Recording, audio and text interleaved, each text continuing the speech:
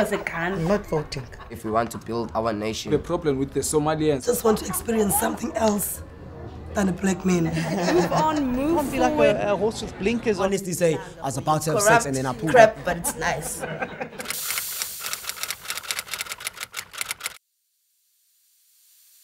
My name is Andrew Manona. I am 32 years old and I am from Zwide, right here in Port Elizabeth. Hi, I'm Sivusetu Kalipi. I am 20 years old and I live in Sydenham, Port Elizabeth. My name is Mfuneko Ngumbela.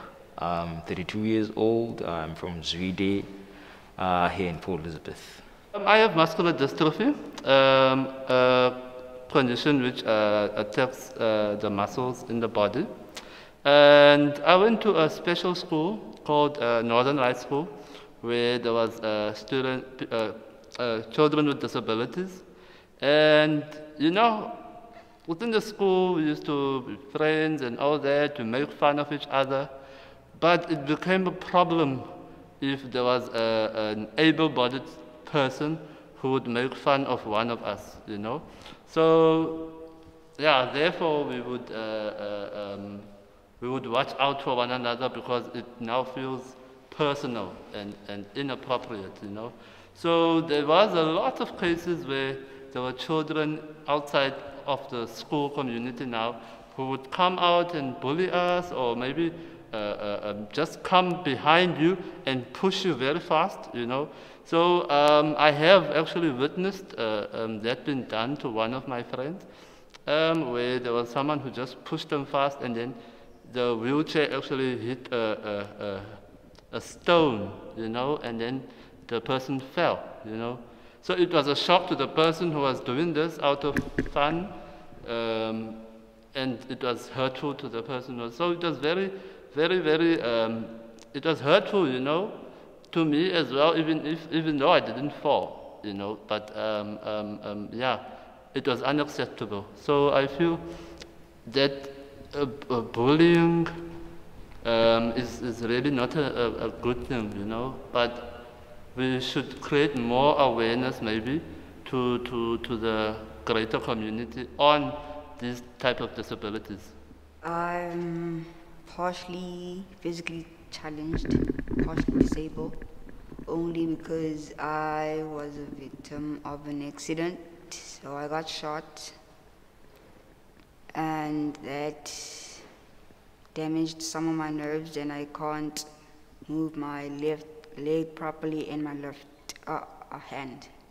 So yeah, I've never experienced bullying as such myself, as me personally, because I wasn't always like this, but I have witnessed it a lot in high school, because I went to a high school where there were a few disabled people, and we didn't actually discriminate against them, but there would be those outcasts or like egoistic kids that would actually do it, and it wasn't really nice to see, because it just, like, it wasn't anything, it wasn't human-like.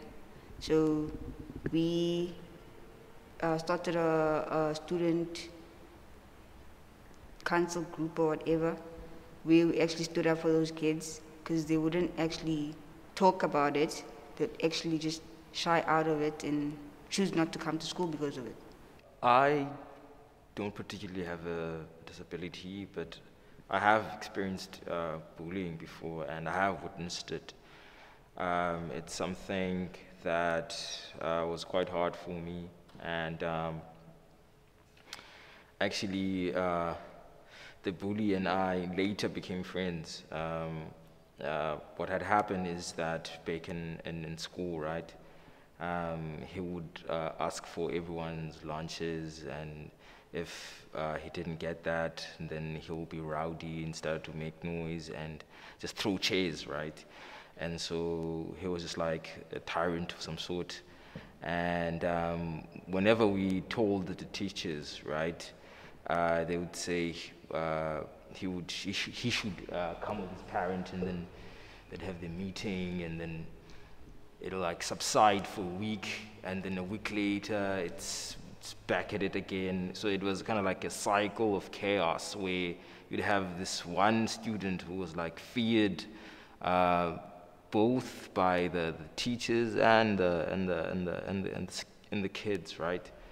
So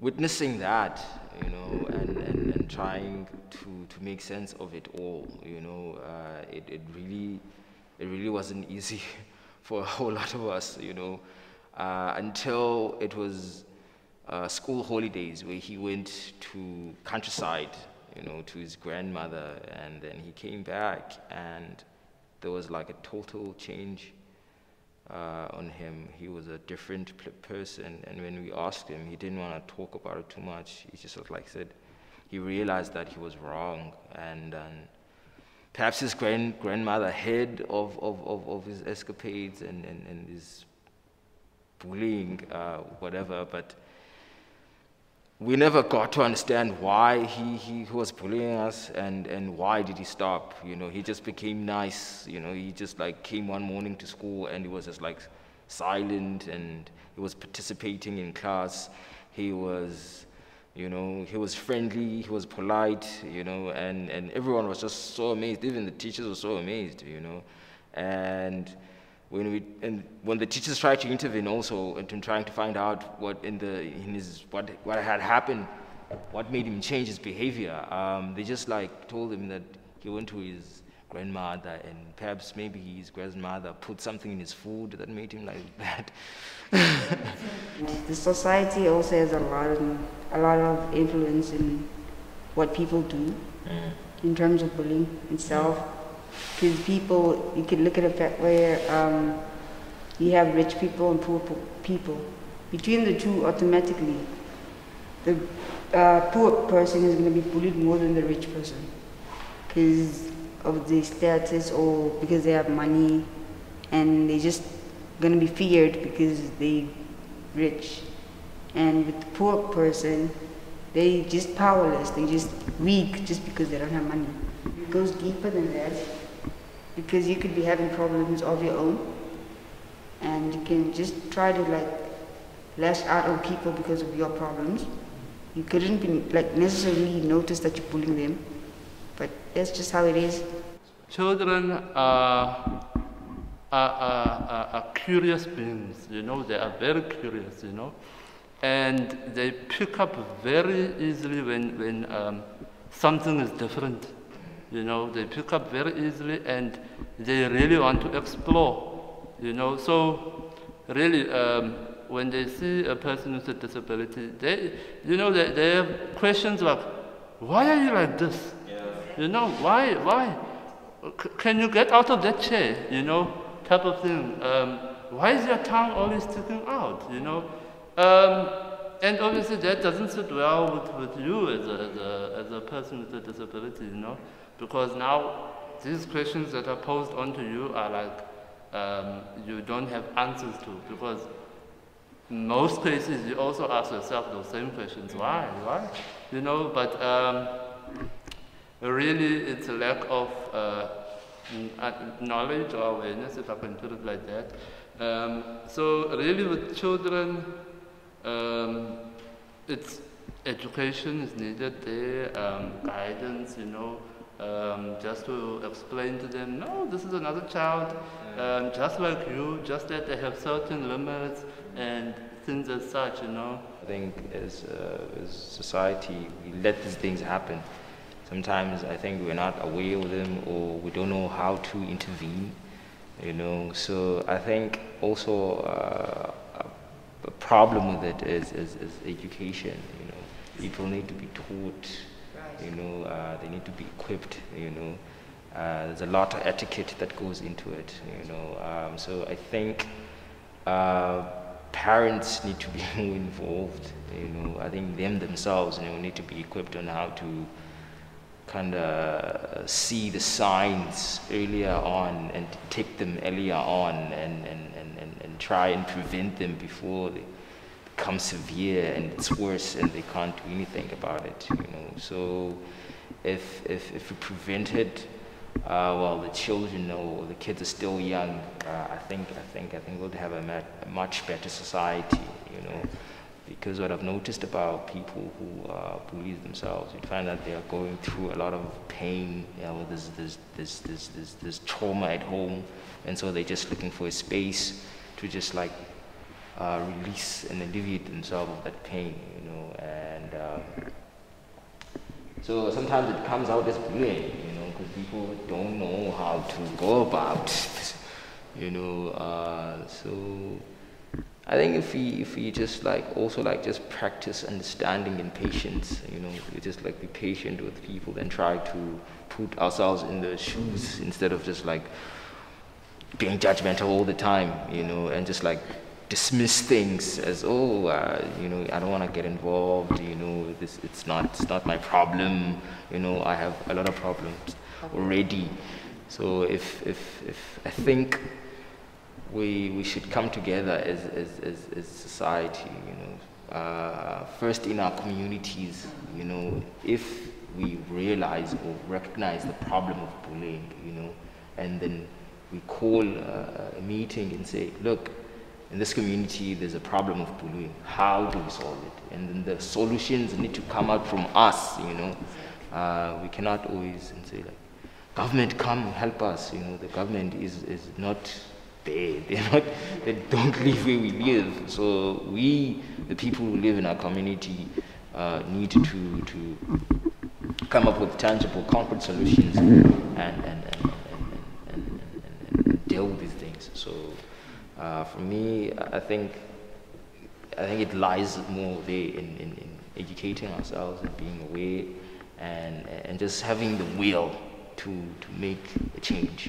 My dream is to see South Africa where there's no bullying whatsoever, especially after cases such as children committing suicide because of being bullied by other peers. And you know, as much as I know, within the curriculum there's a subject called life skills in primary and life orientation in high school. It should be re-emphasized, the anti-bullying campaign. My dream would be, well, to start small, because everything has like a ripple effect. Yeah. To have like societies that accept everybody for who they are and for what they are, because that's where it starts. Like, you could start with one person. Like, everybody should just be aware of, like, self-awareness, right? If you're like aware of who you are, you wouldn't need to bully somebody else. That way, the next person wouldn't have to bully somebody else. That way, the society is now all in the self-awareness thing, you know, everybody's well-equipped of what's happening, with surroundings and all that. And bullying wouldn't be such an issue as it is right now. My dream would be to see a crime-free, rape-free, poverty-free Africa. Basically, a world where we love each other, you know, and not for all the materialistic stuff, you know, not to love each other because, you know, someone thinks you're hot or someone just like to love one another, to understand that we are all created by God, you know, so we have value, you know, so that is what I'd like to see, you know, to see South Africa where people really understand that and they don't take it lightly, you know, where they're very cognizant of it. And yeah, that is really what I'd like to see, for people to actually love one another. Yeah. Yazi, you should ever sit and talk with people, or else take a walk and create a straight talk. Talk what is nice, it will make you feel stronger. Listen what is right and say what is wrong. You should ever sit and talk with people, or else take a walk and create a straight talk. Talk what is nice, it will make you feel stronger. Listen what is right and say what is wrong.